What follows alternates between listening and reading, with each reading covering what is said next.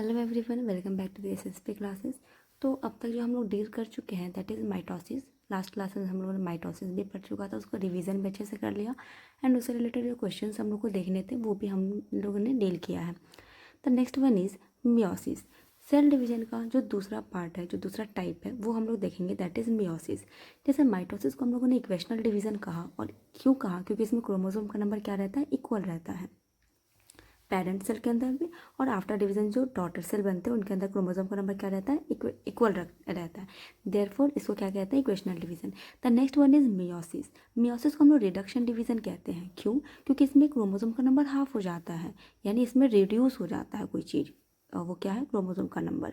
तो ये क्यों, कैसे रिड्यूस होता है, इसको हम लोग देखेंगे। पहले हम लोग थोड़ा सा मियोसिस को देख लेते हैं, इसकी थोड़ी डेफिनेशन पढ़ लेते हैं।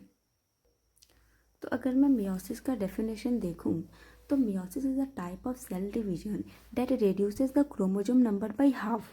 अब देखो ये क्या बात हो गई कि क्रोमोसोम का नंबर हाफ हो गया। अगर आप सोचो क्रोमोसोम का नंबर सेम होता तो ये माइटोसिस नहीं कहला जाता। तो इसमें क्या होता है? क्रोमोसोम का नंबर हाफ हो जाता है। एक नई चीज़ सीखने को मिलेगी हमें, resulting in the formation of gametes. अब ये क्या नई बात आ गई कि गैमीट के फॉर्मेशन के लिए हम लोगों को क्रोमोसोम का नंबर हाफ करना है। क्यों करना है क्रोमोसोम का नंबर हाफ गैमीट बनाने के लिए? तो मैं आपको बताई थी एक टाइम पे कि सेक्सुअल रिप्रोडक्शन या फिर रिप्रोडक्शन के टाइम पे, ड्यूरिंग द सेक्सुअल रिप्रोडक्शन कुछ स्पेशल टाइप के सेल बनते हैं, जैसे स्पर्म एंड ओवम। मेल के अंदर स्पर्म बनता है एंड फीमेल के अंदर ओवम। तो उसके अंदर जो क्रोमोसोम का नंबर है वो हाफ हो गया है। कैसे, क्यों, ये अभी हम लोग देखेंगे। तो देखो, सबसे पहले हम लोग ये लेकर चलते हैं कि जो सेक्सुअल रिप्रोडक्शन के दौरान जो हमें स्पेशल सेल बनाने हैं, स्पर्म एंड ओवम, तो इसके अंदर क्या होता है मैं आपको बताइए अभी कि उसमें नंबर ऑफ क्रोमोसोम आधे हो जाते हैं। मान के चलो कि एक बच्चा है जो आकर अपने मम्मी पापा से बोलता है कि हमें जो क्रोमोसोम नंबर जो आपने दिया वो आधे क्यों दिए, मुझे पूरे क्रोमोसोम नंबर क्यों नहीं दिए, मुझे तो मेरे पूरे क्रोमोसोम नंबर चाहिए। अपने पापा के पास आया, कहता है कि आपके पास तो क्रोमोसोम नंबर 46 है, तो मुझे भी आपके तरफ से 46 क्रोमोसोम चाहिए। और पापा बोलते हैं कि नहीं, ऐसा नहीं हो सकता कि अगर मैं 46 नंबर क्रोमोसोम दे दिया तुम्हें अपना पूरा का पूरा, तो हो सकता है तुम कुछ और ही बन जाओ। फिर वो मम्मी के पास जाता है, मम्मी को बोलता है कि मम्मी मुझे तो आपके पूरे 46 क्रोमोसोम चाहिए थे, आपने मुझे आधे क्यों दिए क्रोमोसोम अपने।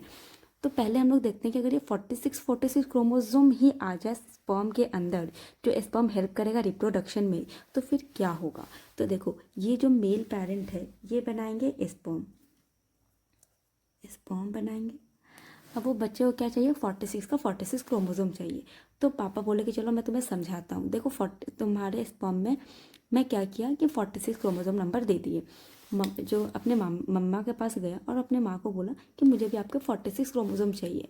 तो माँ समझाती है कि अगर मैं अपने ओवम के अंदर 46 क्रोमोसोम नंबर दे दूँ तुम्हें, तो फिर क्या होगा। अब देखो, इस दोनों को मिलकर ये आपस में फ्यूज़ करेंगे, जिसको मैं आपको बताई, इसको फर्टिलाइजेशन कहते हैं। और आफ्टर फर्टिलाइजेशन एक सेल बनता है जिसको कहते हैं जाइगोट। और जाइगोट में क्या होता है, जो हाफ इन्फॉर्मेशन आ रहा था वो दोनों आके मिल जाते हैं, यानी 46 क्रोमोसोम आ गए मेल पेरेंट की तरफ से और 46 क्रोमोसोम आ गए फीमेल पेरेंट की तरफ से, और टोटल बना दिए 92 क्रोमोसोम नंबर। यानी जो ह्यूमन के अंदर होता है उससे डायरेक्ट दुगना। ये क्या हो गया आपका? जाइगोट। अब देखो, क्या ये आपको लगता है कि 92 क्रोमोसोम आगे जाकर इंसान ही बना पाएगा? बिल्कुल नहीं। क्योंकि जब क्रोमोसोम का नंबर जो होता है अगर वो डिफरेंट हो तो ऑर्गेनिज्म भी डिफरेंट हो जाते हैं। जैसे अगर मैं पी प्लांट की बात करूं, मटर के दाने में, तो मटर के अंदर 14 क्रोमोसोम होते हैं, 14। अगर मैं चिंपैंजी की बात करूँ तो चिंपैंजी के अंदर 48 क्रोमोसोम होते हैं, यानी ह्यूमन से ज़्यादा, 2 क्रोमोसोम ज़्यादा हो जाते हैं। और सोचो कि यहाँ 92 क्रोमोसोम मिल गए इस जाइगोट के अंदर, तो ये जो बड़ा होगा पता चलेगा ये इंसान नहीं कुछ और बन गया, डायनासोर बन गया। तो क्या हो गया, ये 46 में ये ह्यूमन बींग तो नहीं बनेगा, ह्यूमन बींग तो नहीं बनेगा, ह्यूमन बींग तो बिल्कुल नहीं बनेगा। अब देखो, तो इससे क्या पता चलता है कि स्पर्म के अंदर 46 क्रोमोसोम नहीं आने चाहिए, इससे आधे आने चाहिए। देखो, अगर मैं इस वाले पेरेंट को अगर मैं बात करूँ, इस पेरेंट के अंदर स्पर्म बनाते हैं और स्पर्म के अंदर 23 क्रोमोसोम हो जाते हैं हाफ, 46 का हाफ हो जाता है और 23 क्रोमोसोम आते हैं। फीमेल के अंदर भी हाफ हो जाएंगे क्रोमोसोम, इनके अंदर भी 46 है। और फीमेल के अंदर जो ओवम बन रही है इसके अंदर जो क्रोमोसोम का नंबर है वो 23 हो गए। आपस में फ्यूज़ करेंगे जिसको फर्टिलाइजेशन कहेंगे। फर्टिलाइजेशन कहेंगे और ये सेल बना लेगा जिसको कहेंगे जाइगोट। और जाइगोट के अंदर जो नंबर ऑफ क्रोमोसोम हो जाएंगे वो हो जाएंगे 46, यानी उतने ही क्रोमोसोम जितना एक ह्यूमन बींग के अंदर है, यानी उनके मेल पेरेंट के अंदर और फीमेल पेरेंट के अंदर जो है। तो 46 क्रोमोसोम के बाद जो ऑर्गेनिज्म का डेवलपमेंट होगा वो क्या होगा, एक ह्यूमन बींग ही बनेगा। यानी अगर हम लोग यहाँ पे आधे नहीं करते, स्पर्म के अंदर भी पूरे के पूरे क्रोमोसोम आ जाते और ओवम के अंदर भी पूरे के पूरे क्रोमोसोम आ जाते, जैसे कि हम लोगों ने पहले एग्जाम्पल में देखा है, तो ये आगे चलकर ह्यूमन बींग तो नहीं बनाते, कोई और ऑर्गेनिज्म बन जाते। इसलिए इम्पॉर्टेंट है कि जब अगर हम लोग रिप्रोडक्शन के दौरान जो गैमीट बनाने हैं, इसी को गैमीट कहते हैं, ये जो गैमीट बनाने हैं, इस गैमीट के अंदर क्रोमोसोम के नंबर कितने होने चाहिए, आधे होने चाहिए। क्योंकि आगे जाकर जब ये फ्यूज करके फर्टिलाइजेशन के बाद जब वो जाइगोट बनाएगा तो वापस से क्रोमोसोम का नंबर क्या हो जाएगा, कंजर्व हो जाएगा जितने पेरेंट के अंदर थे। तो क्या यहाँ से हम लोग एक बात कंक्लूड नहीं कर सकते कि जो क्रोमोसोम नंबर है वो जो मियोसिस है वो क्या करता है, कांस्टेंट क्रोमोसोम का नंबर मेंटेन करके रखता है। तो यहाँ से हम लोग एक कंक्लूजन लिख सकते हैं कि जो मियोसिस है, meiosis maintain constant number of chromosome from parent to the offspring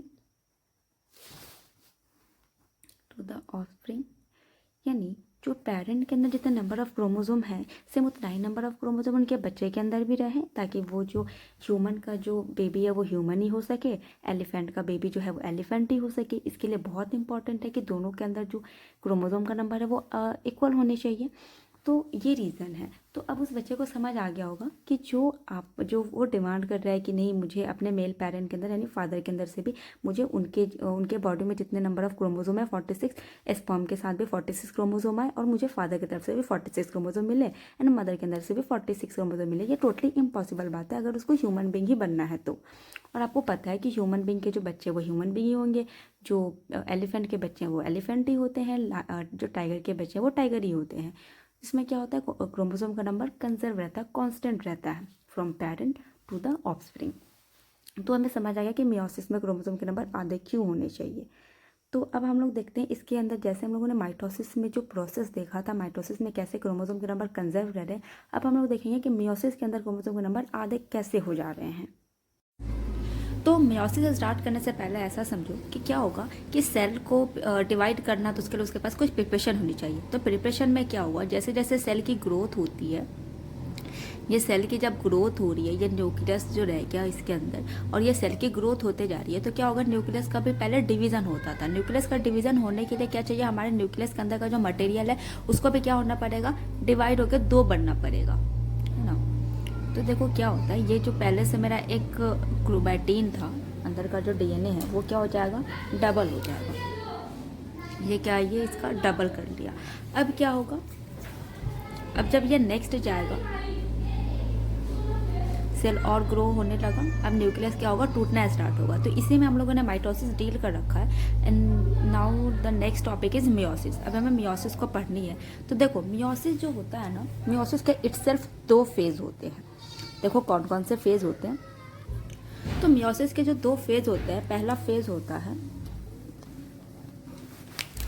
meiosis 1 and the second one is meiosis 2। अब हम लोग देखेंगे कि मियोसिस फर्स्ट में क्या चेंजेस आ रहे हैं, मियोसिस 1 जो है उसमें हम लोग को क्या चेंजेस देखने को मिल रहा है। And the second we will discuss about the meiosis second. Meiosis second के दौरान सेल में क्या चेंजेस आ रहे हैं, ऐसा क्यों हमें मियोसिस फर्स्ट और मियोसिस सेकंड पढ़ना है, इसके बारे में देखेंगे। तो सबसे पहले जो हम लोग को पढ़ना है वो है मियोसिस फर्स्ट। मियोसिस फर्स्ट पढ़ना है। अब देखो मियोसिस फर्स्ट स्टार्ट करो, तो इसमें क्या हुआ था, सेल ने सबसे पहले क्या किया, प्रिपरेशन कर चुका है अपना। क्या है कि जेनेटिक मटेरियल जो अंदर का है वो क्या हो चुका है, डिवाइड हो चुका है। ये सेल है हमारा, सेल के अंदर का न्यूक्लियस है और क्या हो चुका है, ये डबल हो चुका है। मैं अलग पेन से बनाता है कि आपको समझ आ जाए। तो क्या हुआ, अब डबल हो चुका है तो आपको पता है कि ये क्रोमैटिन को डायरेक्ट अलग करना तो पॉसिबल नहीं है। तो क्या होगा, अब सेल जो है वो जो क्रोमैटिन है वो क्या करेगा, कंडेंस होना स्टार्ट होगा। क्या होगा, कंडेंस होना स्टार्ट होगा। और देखो ये क्या करता है, क्रोमोसोम के फॉर्म में, यहाँ मैं थोड़ा सा कंडेंस बताती हूँ, क्या होगा, क्रोमोसोम के फॉर्म में जो है वो आना स्टार्ट हो जाएगा। और ये क्या करेगा, कंप्लीट जो है वो क्या करेगा, क्रोमोसोम के फॉर्म में आ जाएगा।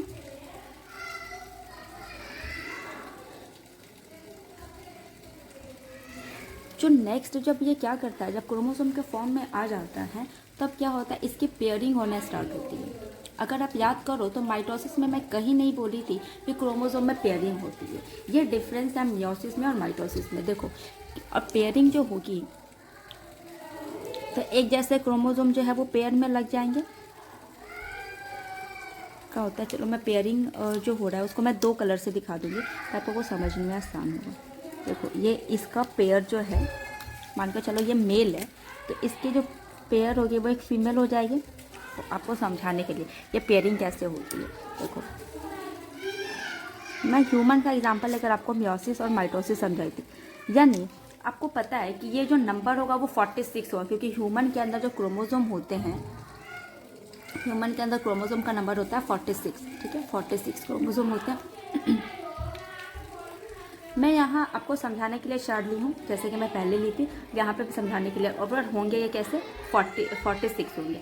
अब देखो जब ये पेयरिंग होना स्टार्ट हुआ तो ड्यूरिंग द पेयरिंग क्या होता है, इसमें कुछ चेंजेस देखने को मिलते हैं। आपके एनसीईआरटी में टॉपिक दी हुई है वेरिएशन। देखो उसके पीछे का रीज़न भी यही पता चलेगा। मैं आपको बोली थी कि इसके अंदर एक टर्म आता है क्रॉसिंग ओवर, उसको आप उस पर फोकस करेंगे। देखो ड्यूरिंग द प्रोसेस, जब ये पेयरिंग हो रही होती है उस टाइम पे क्या करता है, ये आपस में कुछ एक्सचेंज कर लेते हैं। क्या हो जाता है, ये आपस में क्या करते हैं, देखो ये एक्सचेंज कर लिए यहाँ पे,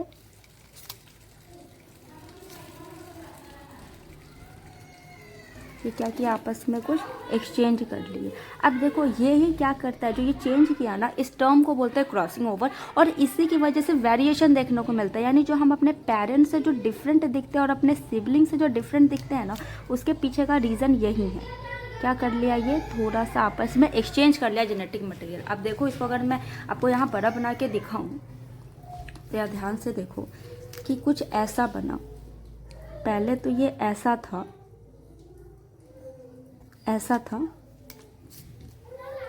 and the second one is ऐसा था। अब देखो ये आपस में चेंजेस कर लिए। इसका एक टूट के इधर आ गया,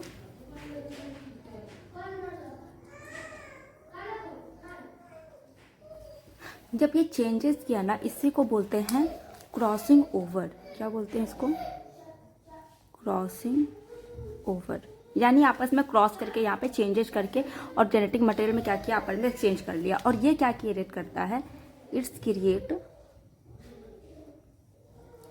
वेरिएशन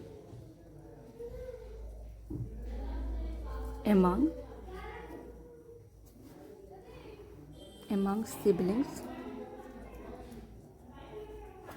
एंड पेरेंट्स।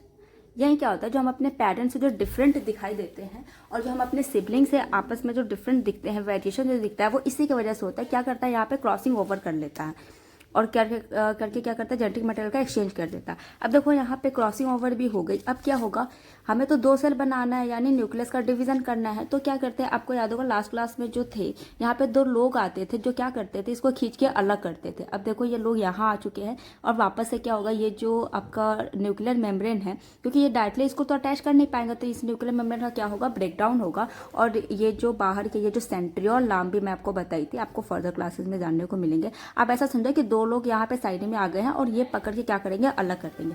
अब देखो सबसे पहले क्या होता है, ये जो पेयरिंग किया ना, पहले अलग अलग करना होता है पेयर्स को। जो 2 लोग आपस में साथ में आ गए, पहले उन लोग को अलग करते हैं। तो नेक्स्ट में मैं आपको दिखाती हूँ। तो यहाँ पे जो देखो, यहाँ पे मैं क्या कर रही हूँ, इन लोगों को पकड़ के ऐसे अटैच कर दी हूँ, जो क्या करेगा, इन लोगों को अलग करेगा। यानी पहले इस पेयरिंग में क्या हो गई, डिवाइड हो गई। ये जो दोनों आपस में पेयर बना के रखे हुए थे वो लोग अलग अलग हो गए, और यहाँ पे देखो तो यहाँ पे कम्प्लीटली अलग अलग हो गए। और वापस से क्या होगा, यहाँ पे न्यूक्लियर मेम्ब्रेन आना स्टार्ट हो जाएगा। जो पहले न्यूक्लियर मेम्ब्रेन टूट गया था, क्योंकि क्या करना है, न्यूक्लियस का डिवीजन करना था। तो यहाँ देखो कि 2 न्यूक्लियस बन चुके हैं। जब 2 न्यूक्लियस बन जाएंगे तो फिर सेल का डिवीजन होगा, यानी साइटोप्लाज्म आपस में डिवाइड कर लेंगे। अगर मैं यहाँ पे आपको दिखाऊँ तो ऐसे कुछ सेल का डिवीजन हो रहा है, और इसके अंदर का ये हो गया, इसके अंदर का न्यूक्लियस। न्यूक्लियस भी सेम क्या करेंगे, डिवाइड हो चुके हैं।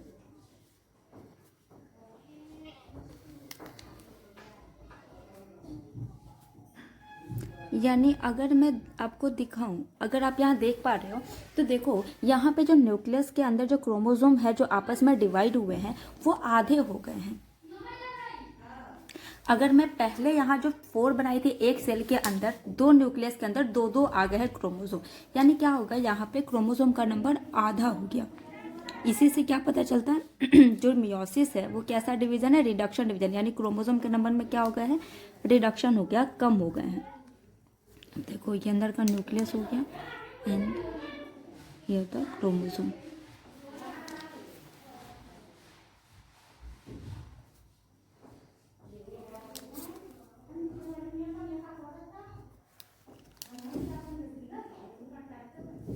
यानी अगर मैं यहाँ क्रोमोसोम का नंबर देखूँ, अगर इस सेल में पर्टिकुलर जो लास्ट में मेरे सेल थे, यहाँ पे भी 46 क्रोमोसोम है। यहाँ पे एक सेल है पर 46 क्रोमोसोम ही है। यहाँ पे भी एक सेल अभी जस्ट डिवाइड होना स्टार्ट हुआ है, और यहाँ पे 46 है in cell, but 23 in nucleus. Nucleus के अंदर क्या हो गया, क्रोमोसोम के नंबर आधे आधे हो गए। यहाँ पे भी क्या है, 23 क्रोमोसोम इन ईच न्यूक्लियस। अब देखो यहाँ सेल के अंदर कितने क्रोमोसोम हो गए, 23 क्रोमोसोम हो गए। इसके अंदर भी 23 क्रोमोसोम हो गए। यानी अगर मैं बात करूँ यहाँ से यहाँ तक, जो लास्ट जो हमारी पेज है वहाँ से लेकर और यहाँ फाइनली जो 2 सेल बन गए हमारे पास, ये पहला सेल हो गया और ये दूसरा सेल हो गया। यहाँ पे क्रोमोसोम का नंबर क्या हो गया, रिडक्शन हो गया, यानी रिडक्शन इन क्रोमोसोम नंबर।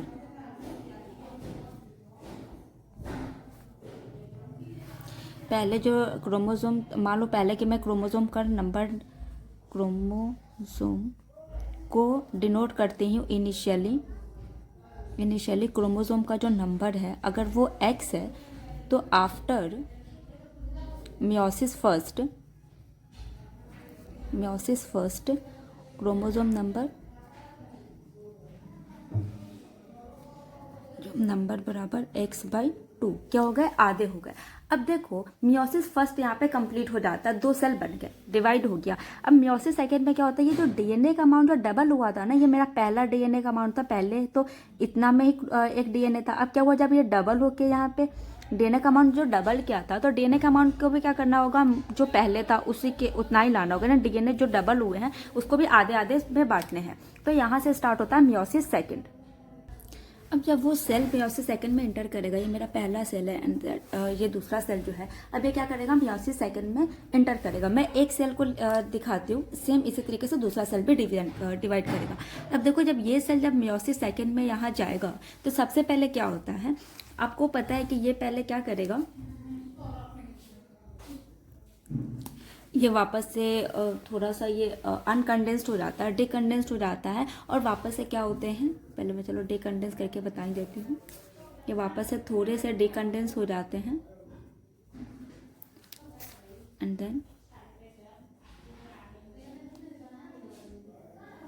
ये 2 लोग आएंगे और ये क्या होगा, अगर यहाँ पे एक लाइन में बना लेंगे, कतार में बना लेते हैं कंडेंस्ड होके, एंड देन न्यूक्लियर मेम्ब्रेन टूटेगा और ये जो 2 लोग हैं वो दोनों जो यहाँ पे साइड में जो डीएनए का अमाउंट डबल हुआ था उसको आधे आधे करने के लिए यहाँ से ये डीएनए का जो मेम्ब्रेन है वो ब्रेक डाउन हो जाता है, और ये जो डबल हुए थे क्रोमोसोम इनके साथ ये अटैच हो जाते हैं और क्या करते हैं, इसको 2 पार्ट में डिवाइड कर देते हैं। क्या होता है, यहाँ पे सेंटर में मैं बताई थी, यहाँ बीच में होता है, और ये क्या करते हैं, इसको बीच से तोड़ देते हैं और यहाँ देखो ये अलग हो जाते हैं, ये ऐसे यहाँ पे, और ये बीच से क्या होगा यहाँ पे टूट कर और ये सेल डिवाइड भी होना स्टार्ट हो जाएंगे। ये पे मैं दिखा देती हूँ, सेल डिवाइड होना स्टार्ट होगा। अगर मैं यहाँ दिखाऊँ तो यहाँ पे जो क्रोमोसोम का नंबर है वो 2 है, लेकिन यहाँ पे क्रोमोसोम का नंबर कितना हो गया, 4 हो गया। यानी एक इस न्यूक्लियस के लिए, और अगर इस न्यूक्लियस में मैं डिवाइड कर दूँ यहाँ पे, या न्यूक्लियस वापस से डिवाइड हो जाएंगे और यहाँ से ये सेल डिवाइड होना स्टार्ट हो जाएगा। आधे इस वाले न्यूक्लियस में चले गए, आधे इस न्यूक्लियस में। इसको खींच के क्या किया है, ये अलग किया है। और ये न्यूक्लियस में कितने हो जाएगा क्रोमोसोम, 1 2 है तो 4 के आधे हो जाएंगे, दोनों सेल के अंदर 2 2 बट गए। एंड यहाँ भी 23 और यहाँ भी 23। तो फाइनली जो मेरे पास स्टेज आएगा, जो फाइनल जो सेल बनेगा, ये पहला सेल और ये दूसरा सेल और इसके अंदर का ये nucleus and then the chromosome. तो यहाँ क्रोमोसोम नंबर कितना होगा, 23, और यहाँ क्रोमोसोम नंबर कितना होगा, 23।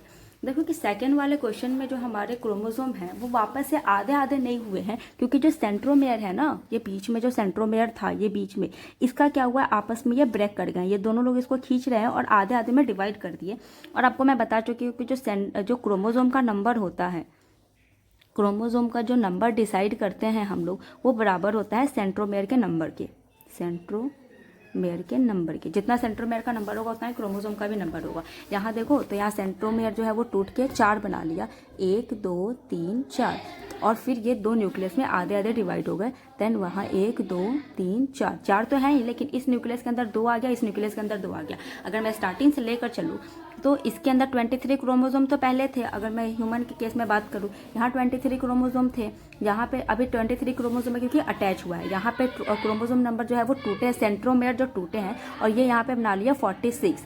अब जब ये दोनों अलग अलग न्यूक्लियस में डिवाइड हो जाएंगे तो 23 इस न्यूक्लियस को मिल गया, 23 इस न्यूक्लियस को मिल गया। यानी अगर मैं मियोसिस सेकेंड का बात करूँ तो ये एकदम एज इट इज़ है माइटोसिस की तरह। कैसे, क्योंकि माइटोसिस के अंदर क्या था, क्रोमोसोम का नंबर कंजर्व था। मियोसिस सेकेंड में जो सेल आया था 23 क्रोमोसोम लेकर, वही 23 क्रोमोसोम तो लास्ट के सेल तक भी रुक गया। लास्ट के सेल में भी मुझे कितने क्रोमोसोम मिले, 23 क्रोमोसोम में मिले, यानी क्रोमोसोम का नंबर सेम रहा। तो मियोसिस सेकेंड जो है वो माइटोसिस की तरह हमें यहाँ पे देखने को मिल गया। तो एक लाइन लिखने को आ जाता है, meiosis second is same as mitosis. आपको समझ में आ गया होगा। ये आपका हो जाए, जब आप फर्दर क्लासेस में पढ़ाई करोगे तो ये सारी चीज़ आपको देखने को मिल जाएगी। तो अगर मैं मियोसिस को और माइटोसिस को एक सिंगल पेज पे दिखाऊं तो देखो क्या क्या चेंजेस होने को मिले हमें। देखो माइटोसिस के अंदर हमें भी कोई भी फेज, डिफरेंट फेज देखने को नहीं मिले। नो फर्दर डिवीजन और phase, but meiosis has 2 phases। कौन कौन से, first one is meiosis first and meiosis second. ये तो हो गया। अगर मैं दूसरा डिफरेंस का बात करूँ तो माइटोसिस के अंदर जो क्रोमोसोम के नंबर होते हैं वो क्या होता है, कंजर्व होते हैं। In mitosis number of chromosome is same as in parent cell. जितना हमारे पेरेंट सेल के अंदर क्रोमोसोम का नंबर था उतना ही क्या था, माइटोसिस के बाद जो डॉटर सेल बनते हैं उसी में था। But in meiosis chromosome number reduced to half as compared to parent cell। देखो अब दूसरी बात है कि इन माइटोसिस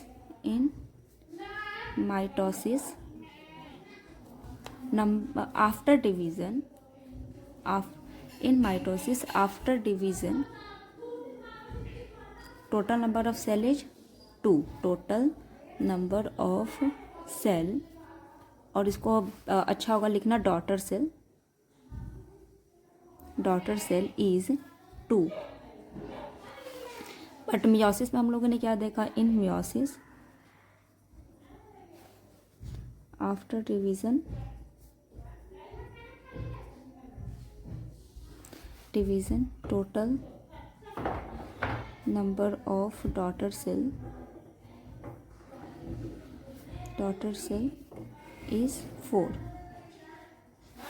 यहाँ मैं डायग्राम से बता देती हूँ। ये हमारे पास था पेरेंट सेल, इसके अंदर मैं क्रोमोसोम बना देती हूँ। यहाँ ये है हमारे पास पेरेंट सेल, क्रोमोसोम नंबर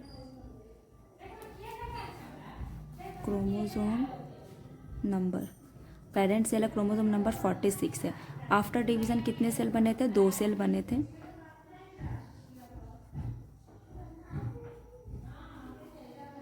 दो सेल के बाद इसके अंदर भी क्रोमोसोम जो नंबर हमारे पास थे, यहाँ हमारे पास क्रोमोसोम नंबर बराबर 46 और इसके अंदर भी chromosome number is equal to 46। अगर मैं मियोसिस के अंदर बात करूँ तो इसके अंदर जो पेरेंट सेल थे, पेरेंट सेल 46 क्रोमोसोम नंबर कितने हैं? Chromosome number is equal to 46। After division कितने सेल बने थे? पहले 2 सेल बने थे और फिर यहाँ से फर्दर 4 सेल बने थे। फिर ये भी डिवाइड किया था,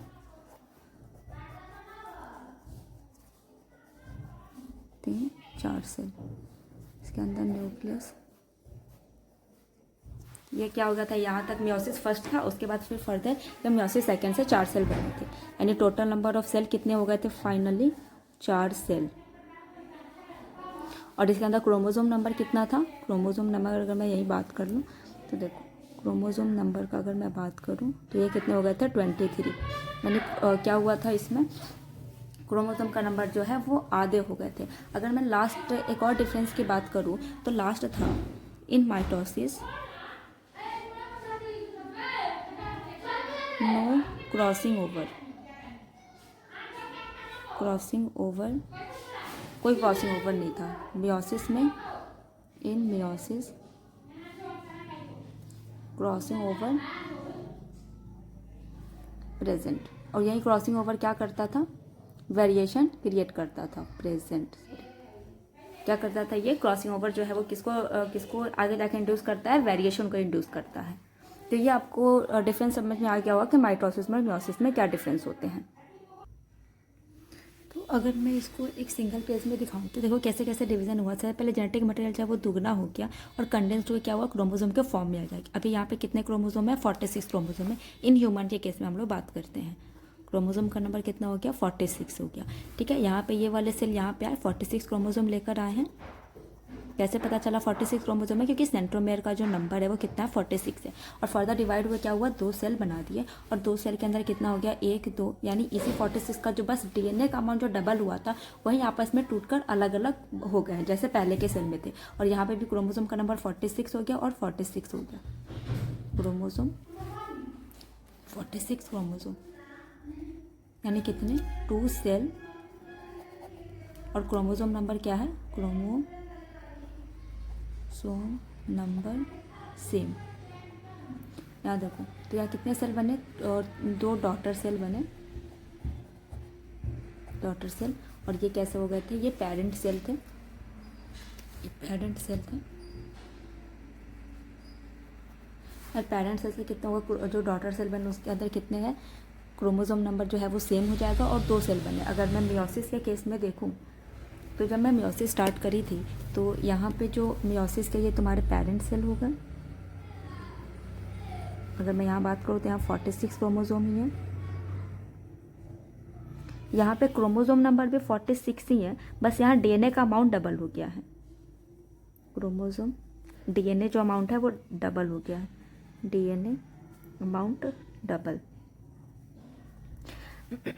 नाउ जब ये डबल होकर यहाँ पे मैं दिखा दी हूँ डबल हो गया, ये पेरेंट सेल क्या हो गया? आप पहले डिवाइड करते हैं और यहाँ डिवाइड करने का दौरान अगर आप सेल को ध्यान से देखो तो मैं यहाँ पे थोड़ा सा चेंजेस दिखाई हूँ कि यहाँ पे जो सेल है वो एक पूरी, ये जो क्रोमोसोम है ये पूरा ग्रीन है, पूरा रेड है। और यहाँ क्रॉसिंग ओवर होने के बाद इसका जो एक है इसमें चेंजेस आ गए हैं और थोड़े से चेंजेस की वजह से क्या क्रिएट करेगा? क्रॉसिंग ओवर क्रिएट करेगा। यहाँ पर क्या हो गया? Crossing over. क्रॉसिंग ओवर हुआ है और मियोसिस फर्स्ट यहाँ पे कंप्लीट होता है। मियोसिस फर्स्ट के बाद कितने सेल बन रहे हैं, 2 सेल बन रहे हैं, 1 और 2। अब जब ये डीएनए का अमाउंट जो डबल हुआ था, ये डीएनए का अमाउंट वापस से क्या हो जाएंगे, आधे आधे हो जाएंगे और यहाँ से ये 2 सेल बनाएगा, ये 2 सेल बनाएगा, यानी हमारे पास जो पहले पेरेंट सेल थे यहाँ पर कितने सेल बन गए, 4 डॉटर सेल, 4 डॉटर सेल।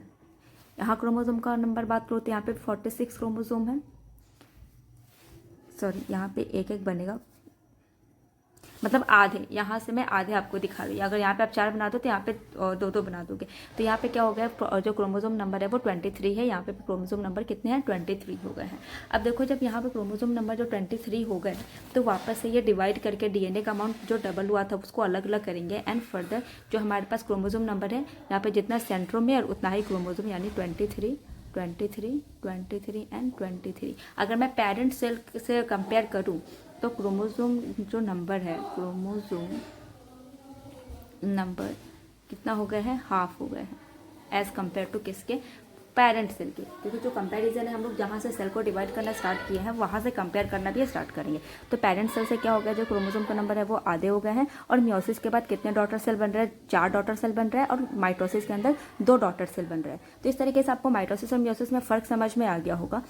तो ये भी आपको समझ आ गया होगा कि स्पर्म में जब मैं क्रोमोसोम के नंबर आधे करी थी वो कैसे आधे हो गए थे, क्योंकि क्या हुआ था उसमें जो डीएनए का अमाउंट, जो पहले तो क्रोमोसोम आधे हो गए थे, फिर उसके बाद जो पेयरिंग के बाद एंड देन आफ्टर जो डीएनए का अमाउंट था वो भी आधे आधे हो गए थे। तो हमें जो स्पर्म और ओवम जो हमारे पास रिप्रोडक्टिव जो सेल आते हैं उसके अंदर क्या होता है, क्रोमोसोम के नंबर आधे हो जाते हैं और फिर वो दोनों आपस में क्या होता है, फ्यूज होकर जाइगोट का फॉर्मेशन करते हैं और फिर क्रोमोसोम का नंबर कंजर्व हो जाता है। तो इस तरीके से हमारे जो भी की कॉन्सेप्ट थे माइटोसिस, मियोसिस और इसके अलावा भी जितने हमने डीएनए वगैरह सब देखा था वो कंप्लीट हो गया है। अब फर्दर जब हम लोग स्टार्ट करेंगे वो होगा चैप्टर। तो नेक्स्ट क्लास में हम लोग क्या करते हैं, चैप्टर स्टार्ट करते हैं। Thank you.